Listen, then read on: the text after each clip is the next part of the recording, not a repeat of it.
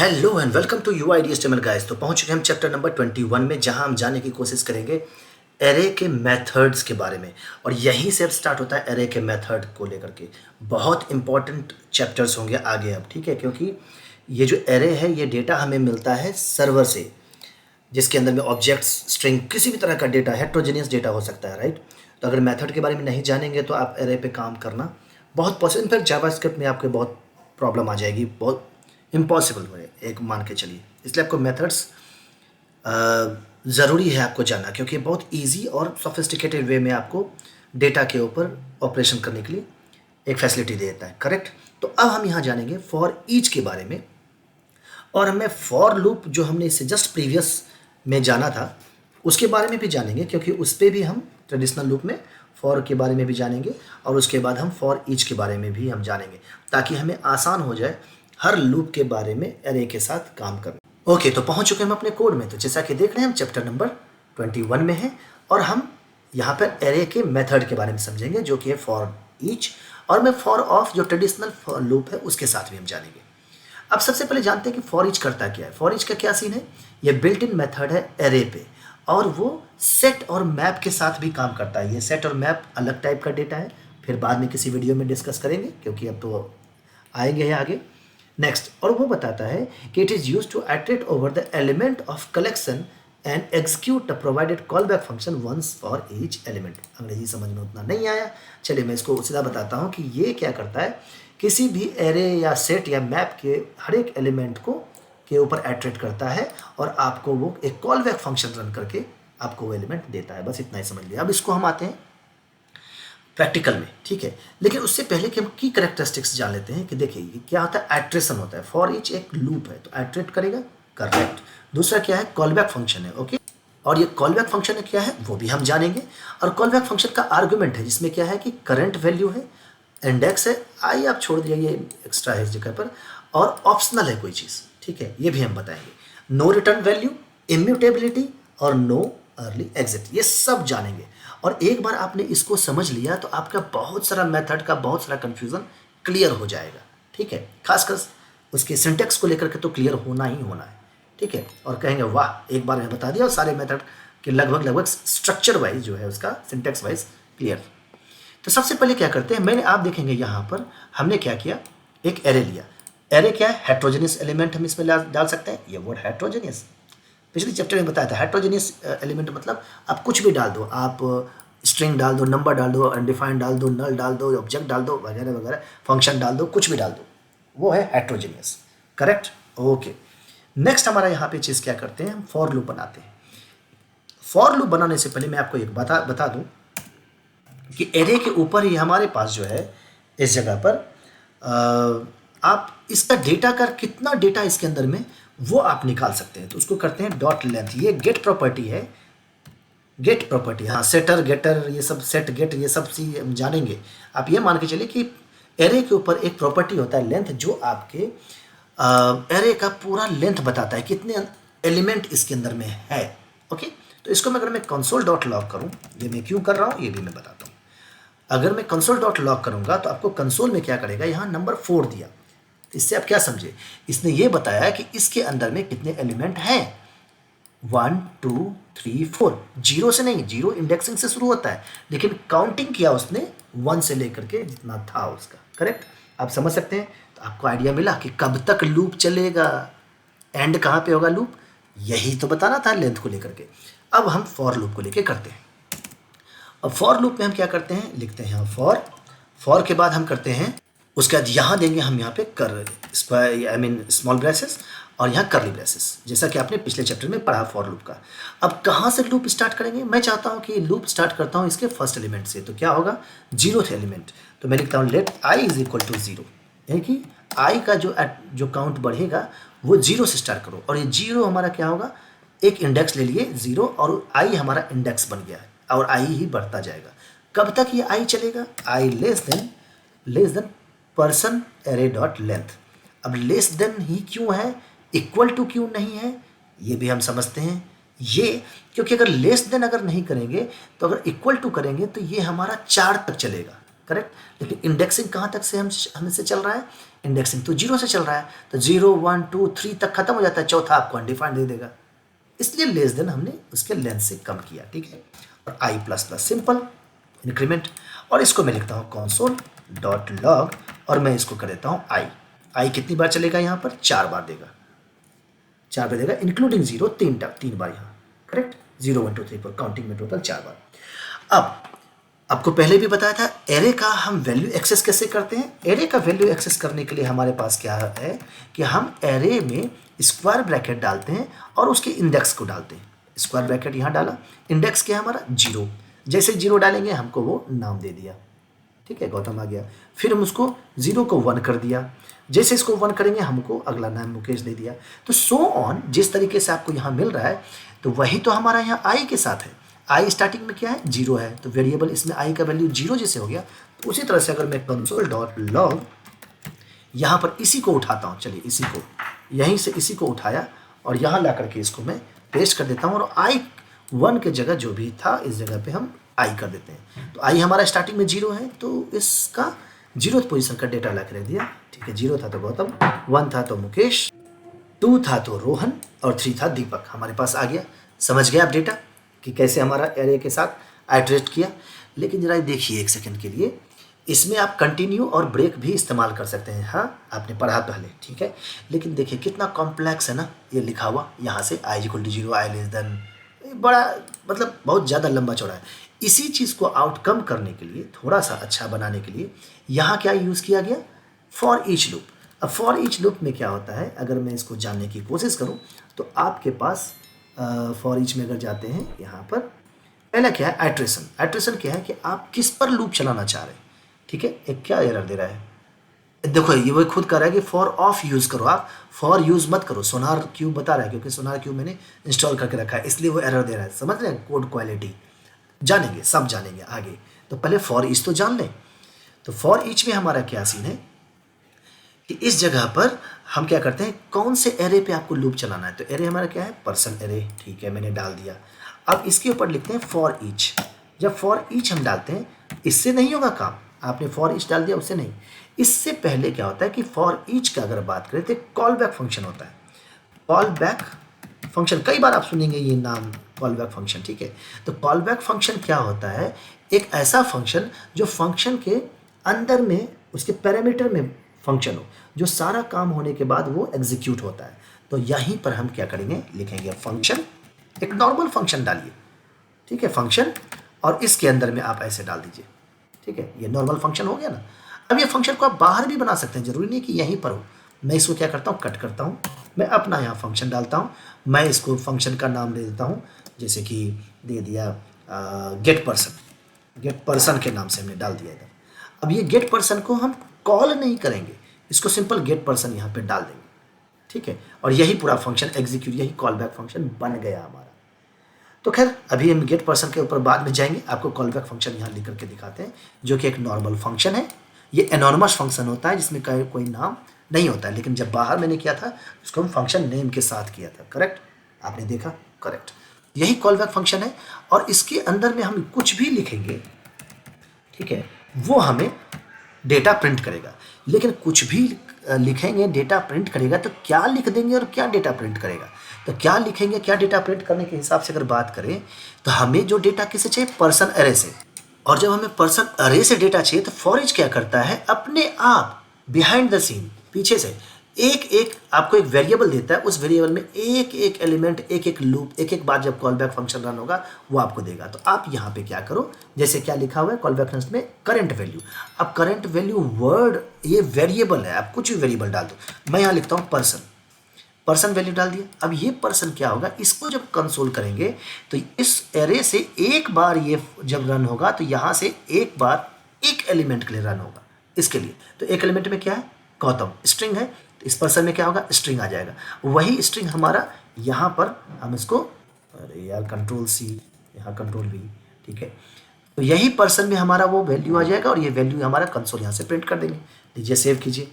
जब सेव करेंगे तो आपको देखिए कंसोल डॉट लॉग में आपको यहाँ दे दिया। यहाँ डबल डबल गया, क्यों, क्योंकि ये फॉर का था, ठीक है। इसको मैं कंसोल कर देता हूँ, यहाँ पे मैं ऐसे डाल देता हूँ फॉर लूप, फॉर लूप ऐसे डाल दिया, ठीक है, फॉर लूप रिजल्ट, ऐसे डाल दिया।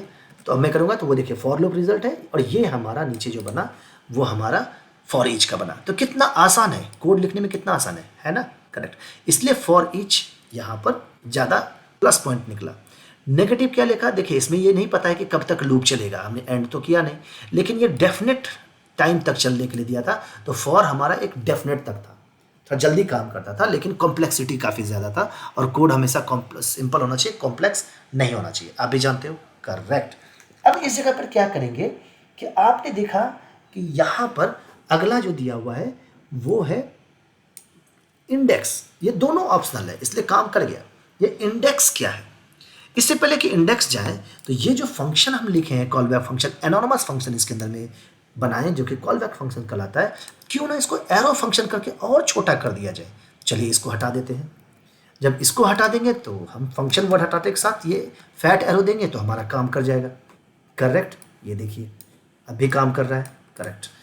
और इसको छोटा करना हो तो ऑब्वियसली बात है कि हमें यहाँ पर एक ही पैरामीटर इसमें है, तो इसको हम ऐसे भी लिख सकते हैं, ये ब्रैकेट भी हटा देंगे तब भी हमारा काम करे। लेकिन ये VS कोड करा है कि नहीं आप डालो, क्योंकि टाइप स्क्रिप्ट का भी फॉलोइंग करता है, देखिए ना, कॉलन स्ट्रिंग, इसलिए वो अंडर द हुड इसको दिया हुआ है। लेकिन अगर एक ही लाइन प्रिंट करना हो तो हम इसको ऐसे करली ब्रेसेस भी नहीं देंगे, ठीक है। फैट एरो का होता है ना हमारे पास इस तरह से, और जब करली ब्रेसेस नहीं देते हैं तो ये हमारा लास्ट का एक ही लाइन था, टर्मिनेटिंग करेक्टर जो कि सेमीकोलन है वो भी हट जाता है। देखिए एक ही लाइन में आ गया हमारा। इसी तरह से आप सारे मेथड एरे में जाएंगे, दिया डेटा। अब इतना भी अगर डेटा हमारा दे दिया तो अब कंसोल कर दिए। अब कभी कभी क्या देखेंगे आप, इस जगह पे ऐसे करके देते हैं ऐसे, लेकिन ये जो है रिटर्न नहीं करता है कुछ भी चीज़। हम यहाँ पर पहुँच गए। तो जब रिटर्न नहीं करता है, जबकि मैं इस तरह से बाद में किसी में करूँगा, जैसे मैप में करूँगा इस तरीके से, तो हम बाद में जानेंगे। तो अभी मैं console.log को नॉर्मल कर देता हूँ आपके लिए, ठीक है। मैं और भी कुछ आपको दिखाऊंगा इस जगह पे कैसे काम करता है, ठीक है। ये आपका नॉर्मली हो गया, इतना तक तो बिल्कुल सही है। अब अगला क्या चीज़ है, इंडेक्स। अब मान लो कि यहाँ पर तो आपने कर दिया, लेकिन आपको काउंटिंग भी चाहिए। अगर हम हमको जाने के कि दूसरा नंबर पे जो भी आएगा वो उसके बाद हमारा जो है सो डेटा कुछ और हो जाए, कुछ अलर्ट प्रिंट कर दे, तो आप अब काउंटिंग कैसे करोगे। आप काउंटिंग ऐसे करोगे, यहाँ पे एक वेरिएबल बनाओगे, इसको लिखोगे काउंट इज इक्वल टू 0, और जब एक एट्रेशन हुआ तो आप लिखोगे काउंट प्लस प्लस, एक काउंट बढ़ जाएगा। आप यहाँ पे फिर चेक करोगे if count is equal to 2, count is equal to 2 कर दिया मैंने, और यहाँ पे console.log करोगे। console.log जनरली बहुत बंदे कर देते हैं इस जगह पर, जब समझ में नहीं आता है तो इसमें लिखते हैं काउंट इज़ 2, हम यहाँ डालते हैं काउंट इज़ 2, ऐसे डालेंगे तो ये भी तो हमारा काम कर रहा है, करेक्ट। ये हमारा फंक्शन काम कर रहा है, लेकिन भाई क्यों ये एक्स्ट्रा वेरिएबल, क्यों ये इतना इफ़ कंडीशन तो ठीक है, ये काउंट प्लस प्लस क्यों, ये बेकार है, ये बेकार है, ठीक है। क्योंकि आपको यहाँ पर इंडेक्सिंग भी मिल जाता है, वो आपका एरे का ही इंडेक्स होता है, 0 1 2 ऐसे करके ना, वो भी। तो क्या होता है कॉल बैक फंक्शन में, आप पहला आपको करंट डेटा दिया, ठीक है, जो डेटा था उसका एक एक करके, और दूसरा आपको इंडेक्स देता है। ये कोई रिजर्व वर्ड नहीं है, इंडेक्स आपको समझने के लिए इंडेक्स है। आप यहाँ पर आई भी लिख सकते हो, कुछ भी लिख सकते हो, ऐसे भी, बस ये दूसरे पोजीशन पे है तो वो इंडेक्स कहलाएगा। समझ गए चीज़, ठीक है। तो मैं जानने के लिए इसको यहाँ पर इंडेक्स देता हूँ, ठीक है। और इसी इंडेक्स को मैं क्या करता हूँ, Ctrl+C और इसे करके 2 देता हूँ, और इंडेक्स को बढ़ाने की ज़रूरत नहीं है, ठीक है। काउंट भी डालने की ज़रूरत नहीं है यहाँ पर, कुछ भी नहीं। और मैं इसको करता हूँ सेव, आपको देखिए काउंट इज़ 2 दिया, सेम चीज़ हुआ, क्योंकि सेम फॉर ईच के अंदर में इतना सारा चीज़ मिल जाता है। अब फॉर ईच तो छोड़िए, ये अधिकतर में आपको मेथड में आपको मिल जाता है, ठीक है। और ये ध्यान रखिएगा, जितने भी डेटा इसके अंदर में है वो इसी बाउंड्री के अंदर में काम करता है, इसके बाउंड्री के बाहर नहीं, क्योंकि पर्सन और इंडेक्स इसके लोकल वेरिएबल फॉर ईच के होते हैं। फॉर ईच के कॉल बैक का लोकल वेरिएबल होता है, इसलिए हम इसी के अंदर में काम करते हैं, इसको बाहर से कोई लेना देना नहीं है, ठीक है। अगर मैं पर्सन यहाँ पे डाल दूँ, लेट पर्सन, अगर मैं यहाँ डाल दूँ person is equal to John डाल दूँ इस जगह पर, तो फिर भी उसको कोई लेना देना नहीं है। लूप में देख रहे हैं वही चीज़ दे रहा है, ये पर्सन और ये पर्सन अलग है, इसका लोकल वेरिएबल है, तो इसको समझ गए। बाउंड्री, इसमें कोई बाउंड्री नहीं था, ठीक है। लेट जो हमने यहाँ डाला इसके बाउंड्री में है, तो हम बाहर के पर्सन कुछ भी पर्सन डॉट एरे का लेंथ निकाल करके हम करते हैं, तो बाहर का हम लेंथ ला रहे हैं इसके अंदर। ये सब चीज़ें हैं जो कि समझाने में आसान होता है, और बताएंगे तो आपको सामने वाला इंटरव्यूअर मज़ा करेगा, वाह गुड डीप नॉलेज है। नेक्स्ट आपको इंडेक्स भी मिल गया। तीसरा क्या है, एक एरे भी देता है। फिर वही बात आ गया, आप एरे लिखिए या कुछ भी वर्ड लिखिए, मैटर नहीं करता है, रेफरेंस में जाता है। तो रेफरेंस क्या होता है, ये एरे एक्चुअली है क्या, ये एरे आपको कंप्लीट सेट ऑफ एरे दे देता है। ये इस जगह पर अगर आप इसमें कुछ चेंज करोगे तो आपको इस एरे में भी चेंज हो जाएगा। ये ध्यान रखिएगा कि इसमें जो कुछ भी चेंज करोगे, अगर मैं यहाँ लिखता हूँ इस जगह पर कि ऐसे करके नॉर्मली, हालांकि हम पर्सन में भी डायरेक्टली कर सकते हैं, अगर ये इंडेक्स i इक्वल टू 2 है तो एक पुश कर दो डेटा, तो मैं इसको लिखता हूँ एरे। देखिए मैं किसको पुश कर रहा हूँ, किस में पुश कर रहा हूँ, इस एरे में, लोकल वेरिएबल है, डॉट पुश। हम जानेंगे पुश के बारे में क्योंकि इसका मेथड है, अगला चैप्टर आएगा उस जगह पर। मैं इसमें क्या करता हूँ, राकेश ऐड कर देता हूँ, ठीक है। मतलब इस जगह पर अगर काउंट 2 हुआ तो राकेश को ऐड कर दो। तो देखिए अब मैंने क्या किया, यहाँ पर गौतम है, मुकेश हुआ, रोहन गया, काउंट इज 2 है, तो हमने प्रिंट तो नहीं किया एरे को, दीपक। अब जब एरे को यहाँ पे प्रिंट करेंगे console.log, हम बाहर प्रिंट नहीं कर सकते इसको हम एरे को बाहर नहीं प्रिंट कर सकते क्योंकि इसके बाउंड्री पे लोकल स्कोप में है, ठीक है। तो इसको अगर मैं यहाँ कर दूँ, इसी जगह पे काउंट अगर 2 रहे तो console.log एरे प्रिंट कर दूँ तो मुझे राकेश के साथ देगा, देखिए है ना, गौतम, मुकेश, रोहन, दीपक, उसका राकेश ऐड हो गया, ठीक है। लेकिन अगर मैं इसको पर्सन अरे को यहाँ पर कंसोल करूँ, क्योंकि अब उसके पर्सन अरे में तो मैं कुछ नहीं किया हूँ, मैं तो इसके लोकल वेरिएबल में काम किया था, ऐड किया था। अगर मैं पर्सन अरे में को यहाँ प्रिंट करूँगा तो उसमें भी राकेश मिलेगा, 5 आइटम मिलेगा। तो क्या समझे, ये रेफरेंस होता है जिस एरे पे, जो एरे पे हम कोई फॉर ईच लगाते हैं, कोई मेथड काम करते हैं, रेफरेंस। इसलिए ये म्यूटेट कर देता है। जनरली आप अगर कुछ भी चीज़ काम करते हैं आगे अंदर में तो इम्यूटेबल होता है, ये चीज़ है। तो ओरिजिनल एरे जो होता है of the original array, it doesn't modify the original array unless callback function explicitly performs modification. हम एक्सप्लिसिटली एरे को परफॉर्म कर रहे हैं मॉडिफिकेशन। आप इस एरे का डेटा निकालिए, उससे कोई फर्क नहीं पड़ता है, लेकिन उसको अपडेट मत कीजिए इसको, correct. Know early exist, know early exit मतलब ये था कि जैसा कि अगर मैं यहाँ पे डाल दूँ कि इफ़ हाँ यहाँ पे डाल दूँ इफ़, जैसे ब्रेक और कंटिन्यू की बात हमने पिछले चैप्टर में बताया था, if i is equal to 2, मैं यहाँ करता हूँ ब्रेक। अब जब मैं ब्रेक करूँगा तो जो पहले रिजल्ट यहाँ फॉर लूप का आ रहा था, देखिए 2 के बाद सिर्फ 2 ही रिजल्ट देगा, देखिए ऊपर दिया 0, 1 और 2, आगे नहीं रन किया। लेकिन इसमें अगर आप ब्रेक स्टेटमेंट ये सब कोई काम नहीं करता है। आप यहाँ पे लीजिए इज इक्वल टू 2 था, मैं इसका करता हूँ ब्रेक। आप इस लूप को ब्रेक नहीं कर सकते, अनकोट इलीगल ब्रेक, वो ब्रेक है ही नहीं इसके अंदर में। जब भी करेगा वो पूरा का पूरा एलिमेंट को आइटरेट करेगा, इसलिए आपको हटाना पड़ेगा कोड क्वालिटी के लिए करके। ये भी आप समझ गए कि नो अर्ली एग्जिट। तो ये चीज़ था हमारा इस जगह पर फॉर ईच लूप को लेकर के। अब मैं एक चीज़ और बता दूँ, ये जो आप कॉलबैक फंक्शन देख रहे हैं ये फॉर ईच तक ही सीमित नहीं है। फिल्टर, मैप, फिल, बहुत सब में कॉलबैक फंक्शन है। बिना कॉलबैक फंक्शन का कोई भी मेथड काम नहीं कर रहा है। तो आपने स्ट्रक्चर समझ लिया ना इस जगह पर, ठीक है। और वो कह रहा है कि फॉर ऑफ यूज करो, यहाँ एरर की बात आ रही थी, कह रहा था फॉर ऑफ, तो फॉर ऑफ भी समझेंगे, अभी मैं डिस्कस करूँगा, तो बियॉन्ड द स्कोप हम चले जाएंगे इस वीडियो से। होप आप समझ गए। अब इसी जगह पे देखिए कितना आसान है कि मैंने यहाँ पर अगर कोई डेटा ऐड कर दिया, राकेश पहले ऐड कर रहे थे वहाँ पे, मैं यहाँ पे कर दिया नरेश, मैंने ऐड कर दिया। जब नरेश ऐड करेंगे तो ऑटोमेटिकली वो नरेश भी ऐड हो गया। तो हमें कुछ चीज़ करना पड़ा, तो अभी डॉट लेंथ यहाँ पे निकाल रहा था इस जगह पर, तो वो जो था वो 2 तक चला ही, लेकिन यहाँ पे ऑटोमेटिकली पर्सन उसके लास्ट तक चला, कोई हमको एंड नहीं लगाना पड़ा, एंड तक चले, लेंथ तक चले, ऑटोमेटिकली वो लास्ट तक चेक किया और आपको डेटा उसको देता चला गया। तो ये था फॉर ईच। होप आपको ये वीडियो पसंद आया होगा और फॉर ईच में डिफरेंस समझे होंगे, ठीक है। इसके बाद आता है फॉर ऑफ, एक एक्स्ट्रा भी समझा आपने लेंथ को लेकर के। लेकिन हाँ एक और चीज़ मैं बता दूँ, ये तो मैं कंसोल पे कर रहा हूँ। उसी तरीके से अगर HTML DOM की बात करें तो मैं क्या करता हूँ, ये भी समझ ही लीजिए कि यही डेटा मुझे जो नेम इसके अंदर में जा रहा है वो मुझे यहाँ ब्राउज़र में चाहिए। तो कुछ नहीं करना है, मैंने क्या किया, यहाँ पर आपके पास देखेंगे तो एक पर्सन लिस्ट डाला था और एक UL मैं पर्सन डाला, मैं आईडी ही डाला हूँ, क्लास से नहीं कर रहा हूँ क्योंकि अभी थोड़ा मुझे बताना है तो आसान तरीके से मैं लिखता हूँ। मैं लिखता हूँ पर्सन डॉम, ठीक है, ऐसे डाल दिया। क्योंकि डॉक्यूमेंट ऑब्जेक्ट मॉड्यूल है तो मैं इसको लिखता हूँ document dot gate element by ID, ठीक है। उसके अंदर मैं डालता हूँ पर्सन, ठीक है, पर्सन, ये वहाँ से मैंने HTML से पिक कर लिया, पर्सन्स, एक्चुअली पर्सन्स है तो पर्सन्स को कॉपी कर लिया मैंने, पर्सन नहीं पर्सन्स। और यहाँ पे क्या करता हूँ, ये आपके पास मैं i=2 वगैरह जो भी ये हटा देता हूँ। अभी आपको समझ ही गए होंगे ये सारा चीज़, ठीक है। मैं इसको कमेंट कर देता हूँ, हटाता नहीं हूँ। मैं यहाँ पे लिखता हूँ कि जब ये इटरेशन चलेगा पर्सन, इसको भी हटा देता हूँ, ठीक है।